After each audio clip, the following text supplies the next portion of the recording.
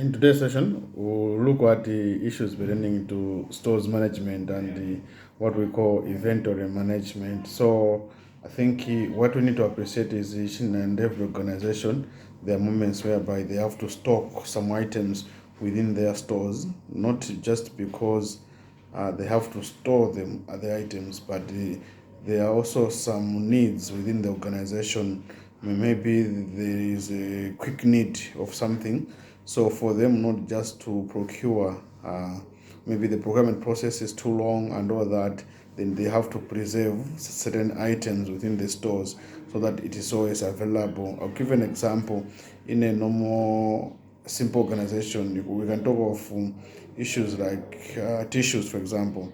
You don't have to have a situation whereby the tissues have run out, so you might need to buy some maybe in bulk and be able to keep within the organization in the stores, for example, so that they are always available and you replenish whenever they are running out. And this kind of stores, stocks, you might find that they don't get expired, for example. Yeah, so you can stock anyhow, and then and yeah, so even drinks for maybe their meetings and all that, you may need to keep them maybe in the stores or even in a mini store, maybe within a particular department. You might need to keep all those things, and the teas and maybe items for refreshments. There are certain items which you can't be buying every day, for example, because maybe the procurement process is too long. But also there are certain, for example, you are in construction, there are certain materials which you need to hold within the stores. You're in manufacturing, you're a manufacturing company, you might have to hold some items as raw materials, some items as finished goods or packed goods. So you can't avoid holding stock.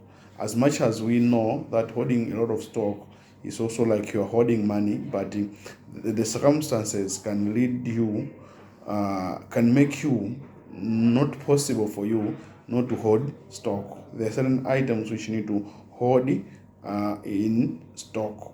So what we need to understand is when we talk about stock, these are all the tangible things which you can be able to have within the organization, which you have held within the organization. So it's always important to have some kind of control measures, and how maybe the stock has to be monitored or regulated and all that, so that we're able not to have stock run outs, number one, but also at the same time you don't have to have some kind of expired stock, for example. So you need to define the optimum level of stock that you should be able to keep within your organization or within your stores, to ensure that you don't have stock runouts, or even sometimes you don't have to have stock excesses or excess stock, and also maybe too little stock or stock deficiencies. Yeah, so you don't have to have excess stock, but also at the same time you don't have to have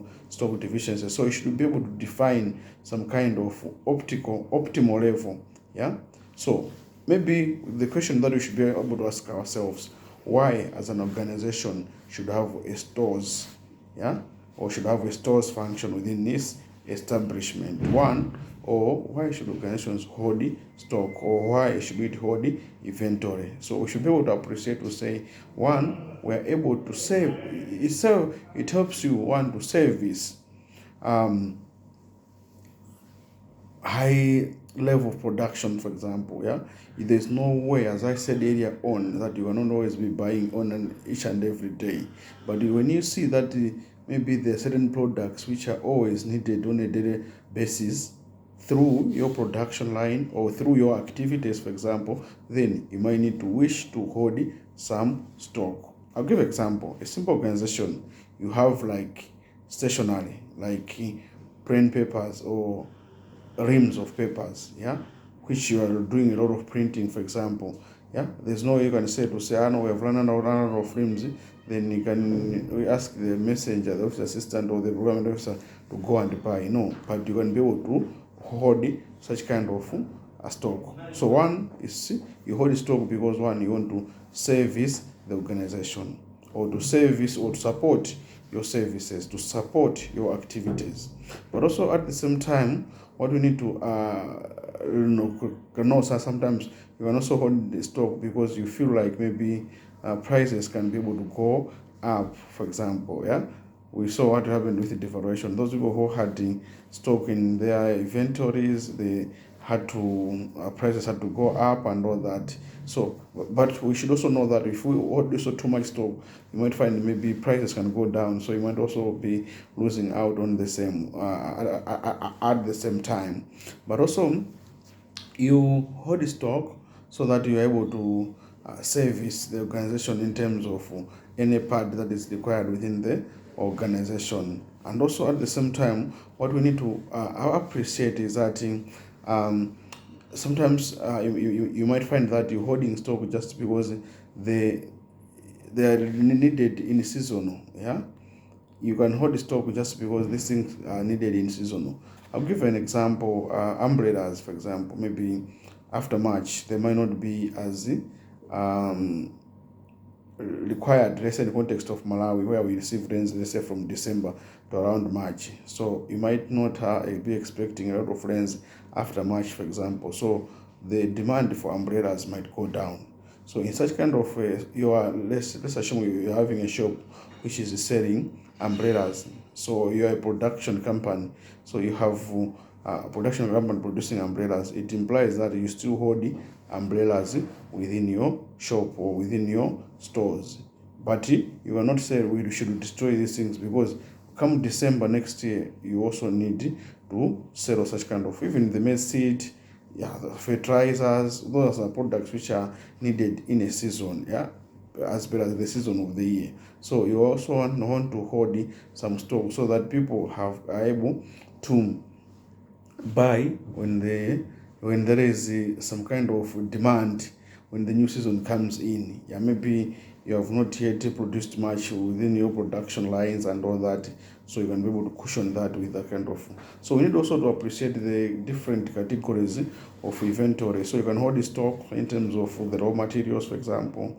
So you should be able to have the means and ways of how you can be able to hold your stock, or how are you going to account for stock in terms of the raw materials. You can hold the stock in terms of the work in progress. You can hold the stock in terms of the finished products. You can hold the stock in terms of the packaged products, and also could be spares, and also sometimes the procured items. You have procured some items, so you can be able to hold the stock through procured items. But what you need to appreciate is also that there are also moments whereby you might need to calculate, for example, to say to do some what we call stock staking and all that.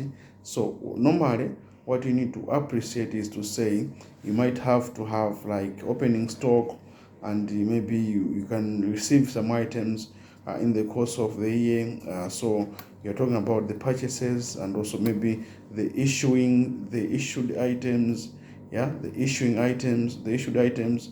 And so you have like opening stock. You want to find out how much stock is has gone out, for example, out of the shop or the stores. So what you need to look at is to say the opening stock plus the purchases minus maybe items that were issued out. Then you deduct from the closing stock, so you're able to know how much maybe for example have gone out of the shop. Or sometimes you want to know how much is that amount in light with what was issued out, for example. So you look at the opening stock, maybe the stock on hand plus the items that have gone out. So you compare with the closing stock, so you're able to conclude whether you have the figure that you have gotten is in light of the closing stock which is there. And also the one important thing, what is important for us to appreciate, is also how do you classify your stock. It's always important to classify your stock. For example, there are certain stocks which you can be able to they are classified according to how you receive them. They call them the just-in-time kind of stock. So this kind of stock is like you have a policy which is like stockless policy, whereby you don't want to keep a lot of stock, for example, but you hold the stock as you procure, or you purchase the stock as you need them, for example. So these are orders which are always given out when there is need for such kind of stock. So these are needed for the immediate stock. But also you can classify as the ABC classification. There's so many classifications. You can be classify the stock as ABC. Yeah, we call it the ABC classification. But this is, you look at the stock according to importance. So like A could be regarded as very important, B could be regarded as less important, C, a bit important, something like that. So you categorize the stock according to whether it is very important or less important. So what is important also for us to appreciate is likewise the VEDI analysis and also the FSND analysis. You use the same concept of the level of importance. So this is what you need to be able to understand. And also you have another system, the minimum and the maximum kind of system, where you determine the minimum that you can be able to hold in within the stock and the maximum that you can be able to hold within the stock, just to ensure that you are avoiding the understocking or the overstocking, which is also very, very important, because understocking is a problem, but also understocking is a problem, overstocking is also a problem. So we should also be able to look at all those things and be able to appreciate. And also when you are looking at the stock inventory or within the stores, what is important is also to appreciate some costs, which the stores can be able to incur when they are managing the stores, for example. So you're looking at the holding costs, like how much you are going to spend if you are to hold this kind of stock. I'll give an example. If you are to rent, for example, a warehouse. So if you are holding a lot of stock, it means you need a very big warehouse. Maybe the one that you have might not be able to hold all the things that you have. So you might be to think yourself to say, do I need all these products to be held in stock? Do you have the justification for you to hold the stock?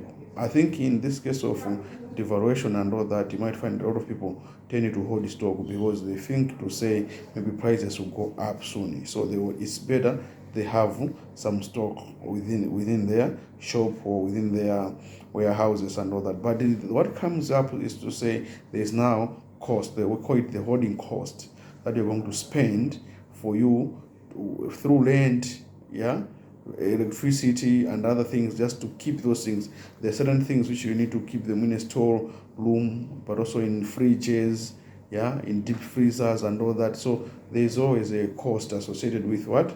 Refrigeration costs, and also you look at the space of storing such kind of. So you should be able to count to say how much you should be able to keep in stock, so that you are able to reduce the stock holding costs. And also the acquisition cost can also be determining to say when you have to place an order, for example, if you press order, how much do you spend, for example, maybe you want to procure online and all that. So maybe you can do something in bulk, but also you are able to get discounts and all that. So there are always those kind of challenges sometimes to mitigate, to say whether you should be able to order a lot of things or maybe a few items, for example. For argument's sake, there are certain vehicles whereby if you are getting 10 tons, whether the 10 ton is full or not, they'll still charge you as a 10 ton. So sometimes it's better to buy things which are equivalent of the 10 tons rather than maybe to get 8 tons. You might not be able to get the 8 tons vehicle, but you still use the 10 tons vehicle, and you might find that you're having a challenge of so when you procure a lot, you might find that you are still being charged the same price, although the vehicle is full to capacity. But even if you have to buy less, you'll still be charged the same. The charging doesn't depend on the tons that it has carried, but the type of vehicle, for example. That's how other people tend to charge, but others will charge according to the tonnage that is there to being carried from one place to another. And also another important thing that we should be looking at in stores is also issue of fraud. And so there's a lot like brain theft. You might find that people can steal from the stores. What kind of mitigation measures can we be able to control to ensure that there's a reduction of theft, for example? Sometimes you might find that some suppliers might not supply according to the specifications, or even sometimes according to the quantities. So it's always important to have a checklist or to check in terms of the specifications and all that, so that you are receiving the right quantity and also the right materials or the right goods that you're supposed to receive. But also sometimes there are a lot of damages, for example, damages to the store, to the stock. You might find that it's inevitable during transportation or flooding, or loading. There are a lot of damages which can happen. So what kind of loading materials are you using to? That's why there is need for use of the forklift, for example, and also proper packaging materials which can be able to carry from one end to the other. And also there is also a problem of whereby some you might have like surpluses within the stores, for example. So you might find that you're having some surpluses within the stores, and also sometimes you might find yourself in a situation that some stock items can be returned from for example, you have held some products and maybe you've held it for a long time, it has expired. You fear to sell to someone, you might find that he is saying, no, this item is expired. So all these issues is important to control your stock, to say how are you managing your stock is always important to but also what is important also to appreciate is to control such kind of fraud, is to control how many people have to visit, for example, the stores and all that, and also make sure that maybe the store's room is always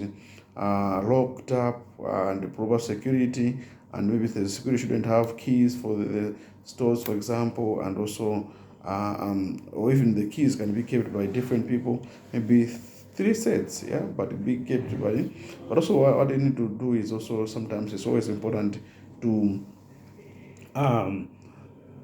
make sure that your stores is properly programmed in terms of the ICT things, for example, to ensure that you have got technological aspect of your stores, to ensure that maybe you've got systems in place, ICT systems, which can be able to manage your stores and also be able to track your stores, for example. So I think what we should be able to appreciate is also issues to pertaining to usage, for example, what kind of items tend to move fast from your stores and what kind of items tend to move slowly within your organization or within your stores. And also sometimes you should also look at the lead time. For example, how much time does it take for a product to be delivered?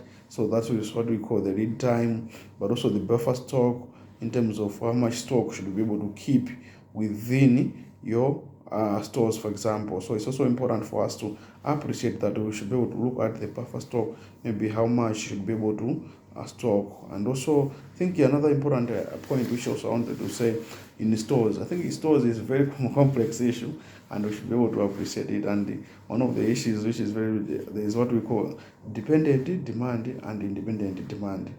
Dependent demand, there are certain things which their sale will depend on other things, for example. So you might need to wish to say, if you have got some kind of a dependent demand, you should be able to have it within your stores. You might need to, when you know that this product depends on another product. I'll just give an example. Thinking I'll give a very simple scenario. You might have bread and also you might have stock margarine, for example. So if you have got stock margarine, you only know that stock only be sell if you have sold the bread, for example. Shoes and socks, the socks might be able to go fast, but if you have got shoes, there's a chances that the socks will be bought. So such kind of things are also very so it's dependent. This is stock depends on blade, and you can say the socks depends on what, on the shoes. So there's some kind of correlation, and also there are certain products which are independent. We should be able to appreciate that. That's also is very, very, very important for us to appreciate. And also think what you need to appreciate is also in stores there's a concept what we call the reorder level. You should be able to appreciate how to determine the reorder level. I think the reorder level can be different for each and every product depending on how much it takes you to replenish that kind of product. How much sales does it make? So maybe from this is a point at which when you have reached that level, for example, if you have remained with 10 items, it means if it takes you they sell 2 items per day, and it takes you 10 days for the supplier to supply you, it means you need when your stock is 20, it means that's the time that you should be able to place an order, because it will take you 10 days. It will take 10 days for that order to be replaced, and also it would every day people tend to buy 2 items, so it means you need 20 items to be in stock for you to replace that. So that's why we're looking at that's the order level we're talking about. So there are formulas and all that which you are able to calculate, but this depends on each and every product that you have within the or what is important. At the end of the day, what we're saying is, because the order level will help you not to overstock or to understock, because the moment another order comes in, you might find just 1 item that has remained or 2 items that have remained. Of course, some runouts are there, but because when you have runouts, you might need to know that it means you have lost sales in it. It could be a shop or could be a stores. You have, because these items you are storing them, or maybe you're not able to service the organization, assuming it's an in-house stores, then it means you are not able to service the organization. If they are looking for toner, for example, and you don't have the toner, it means some documents will not be printed, for example. Yeah. So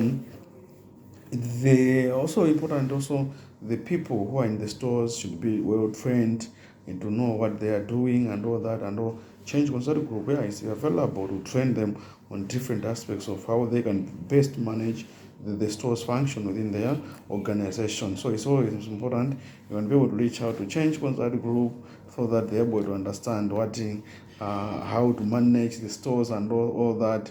Yeah. So what is also important for us to appreciate is that whenever you are in stores, another challenge which is there, I think, is the poor communication between different departments to the stores, for example. Yeah, not communicating their needs in good time and all that.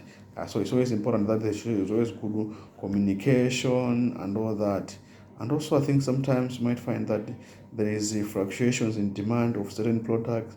Yeah, maybe, but the department that knows to say, no, we're having, there's an increase in demand of this kind of items, should be able to request that quickly from the stores to maybe to increase the order level, for example. Yeah. So that's what is very important. And also I think what is key for us to appreciate within the stores, I think it's an issue of some risks with which happens to in the store. So the risks could be the hazards and also some risks which are there that can cause harm, yeah, within the organization. So it's always important that you should have measures and control measures to control within the stores. So I think in terms of the process, I'll give example. Some of the risks could be theft, maybe damage to the leaking of roof, which can be able to damage some products and all that.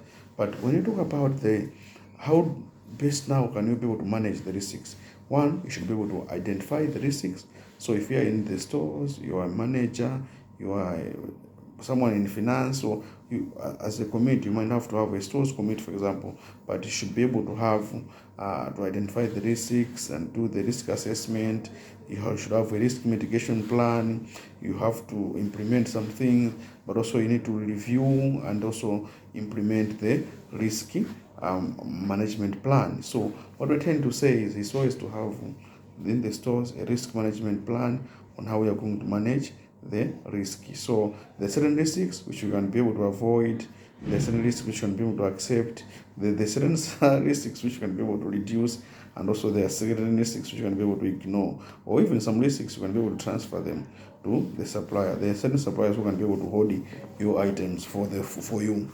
Yeah. So you are now saying to say, no, we have bought these things, but you can still hold them for us. It means whenever there is a leakage, it's not your fault, because it's the items are being held at his warehouse. So there's a leakage, maybe items have gone wet and all that, they're damaged, then it's not your responsibility, it's his responsibility. So I think some of the risks which you are able, I think I mentioned about leakages, theft and all that, but also apart from that, there's always having inaccurate order levels, for example, but also maybe the timing of pressing an order. So sometimes people tend to delay to press an order. They have got the order level, but they're not able to know to use it appropriately. So it's always important whenever you have got, and some of these are computerized. Yeah, you can have a computerized order level, for example. So Change Mozart Group can support you to have a stores management system which can be able to tell you to say no, tomorrow you should be able to place an order for these items, because in the stores, because when you are issuing, you're able to update in the register, in the stores register, and in the pinnacles and all that electronically. So whenever you have even when you have reached the order level of certain product, that can be able to receive, you can if they receive an email of the items which are due for replenishment, for example. Yeah, so these are some of the things. Also issues, sometimes you find out they are unrealistic suppliers. Yeah, they don't have the capacity, they are not honest. Yeah, you might find that they are supplying goods which you shouldn't rely, which you can't rely upon. And also realistic transport means, yeah, but sure, as a stores person, as how transport, because this can affect your order level, the lead time from the time you place an order to the time you receive the items. Understocking, overstocking, power outages. Yeah, might have refrigerated items, for example. So it might be, do you have backup power? For example, solar, could be generators, so that if you are keeping fresh items, for example, you should be able to have such kind of backup power. And also, I think some items you might find they've got a shorter shelf life. Yeah, so you should be able to manage that. Yeah, theft, I already mentioned about it. Poor records management. Yeah, not managing records. Yeah, sometimes we fail manage records within the stores, for example. So how good are you to management? How the documentation and all that? You might feel to say you've got a shortage when you don't have a shortage.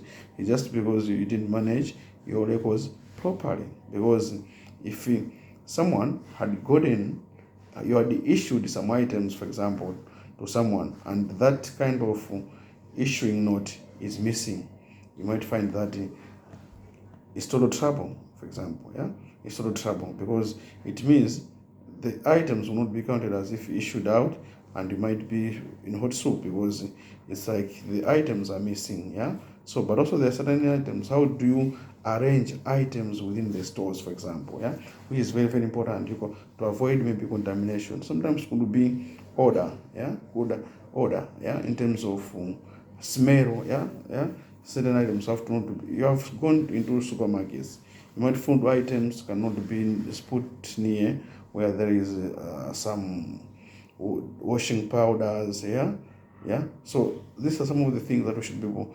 Chemicals cannot be near the food items, and also all those things we have to know. And also issues of the carrying capacity, for example, how this is what we call the holding the cost, and issues of inflation which can affect how we manage the stores. So these are some of the things we should be able to appreciate. Yeah, so we should also be looking at the trend analysis, the trends, maybe stocks going down, or maybe the demand for this item, is it going down or is it going up? So all these issues, what is important for us to appreciate is to say, for you to effectively manage to stores, you might need to look at the insurance, insuring your stores, which is also very, very important. For example, there could be a lot of things happening. There's theft, and also sometimes you can also have contracts with the guarding companies, so that whenever there's a challenge, you're able to transfer the burden to the guarding company, for example. Issues of automation I already mentioned about, which is also very, very important, and also the use of reliable suppliers and all that, which is very, very important for in this kind of context. And also, not just forgetting, also another important angle in stores management is issues of audit. How do you prepare for audit as a stores person, or how do you prepare audit? How do you behave during audit, and how do you behave after audit? Yeah, so stock taking and all that. How do you prepare, and how do you what kind of role you play during the audit? I mean, the stock taking, the audit, and also what happens after the audit and after the stock taking. Yeah, but also the audit, they're supposed even to report to management, for example, for some of the non-compliance issues. You might have a policy, you might have a system, but maybe you're not the stores are not complying to that, so they might need to report that, and also to propose areas of improvement and all that. So these are some of the things which are very, very important for us to appreciate. And lastly, one of the important things that we should also be considering within the stores is issues of health and safety. To say, yeah, you might find that you have got shelves, yeah, height maybe 3 meters high, yeah. So if items have fallen from that kind of a height, they can be able to damage some people. So you look at the physical and the health and safety of the employees who are working in the stores, but also can lead to damages, for example, if they are falling down there and all that. So the health and safety is very, very important in the stores. The floors, how are they? Yeah. So all that. What is very important, the kind of radars that are being used within the stores, how effective are they, how good are they, for example. Yeah, so the physical health and also the employees is important too. So you need to have some kind of a risk register of the risks with health and safety risks within the stores, for example. Yeah, but also we need to look at what causes such kind of accidents, who is to blame for the accidents, for example, within the stores, for example. Yeah, and also how do you keep your stores, for example, in terms of health and safety, to ensure that expired products are not being kept in the stores, because someone can just utilize that one not knowing that it's expired, and it's a health risk. Yeah, damaged stock, like broken glasses, for example. How do you manage such kind of things so that they shouldn't injure some people? Yeah, so what, how strong are the shelves, for example? Yeah, so what is important for us to appreciate is who is in control of the safety and healthy. Yeah, you need to, all employees who are managing the stores, all the employees from the organization, the suppliers, the transporters, they should know that they have got a responsibility when it comes to health and safety of. But within the stores, for example, do we have the first aid, for example? Do we have a policy, for example, on health and safety within the organization? Yeah? Are the employees well trained on health and safety, for example, to ensure that they're not are injured when they are injured, when they are injured, for example, they can be assisting each other in one way or another. And so that was very, very important, for example. Yeah, what about the issues of the workers' compensation, for example? Yeah, and these are some of the important things that we should have. And also the stores should be well ventilated, for example. It doesn't accumulate a lot of dust. Yeah, the cleanliness of the storeroom, for example. You might be keeping some foodstuffs, for example, and all that, which is also very, very important. So we should be looking at the cleanliness and also the cooling aspect, the heating of the stores, for example, the temperatures. How do you dispose waste within the stores, for example? Yeah, and also maybe I was talking about the heights of the shelves, for example. So you might think of maybe heavy items should be down, and those which doesn't weigh heavy, they can be up there, like tissues can be up, but those which items which are heavy could be down there, yeah, on the lower shelves, yeah, something like that. So, and also maybe safety rules, for example, when you're in the stores, where people can go whenever there is a danger, for example. What is important for us to appreciate is also is that to have the legal aspect of the stores, for example, in terms of the safety issues, for example, having the understanding of the Occupational Safety and Health Act and also the Workers' Compensation Act, including having a health and safety policy. So in short, these are some of the key things that should be considered when we are talking about the stores management. So stores management is a very complex issue which cannot be done by each and every Jim and Jackie. And the Change That group has got some course on stores management or effective stores management to ensure that your organization is well suited to manage stores, and also at the same time, be it the manual stores management or the electronic stores management, Change Consult Group can be able to support you in all that, and also provide training to you on how to understand how best you should be able to manage your store's function. This is one of the important things that also we do as Change Consult Group. And you can be able to reach out to us on at ccg at changeconsult.org, ccg at changeconsult.org. That's our email. Our website is www.changeconsult.org, www.changeconsult.org. Email is ccg at changeconsult.org. So we're always available to support you, how to organize your stores, for example, how to arrange your stores, for example. How can we do stock taking? We can support you in stock taking.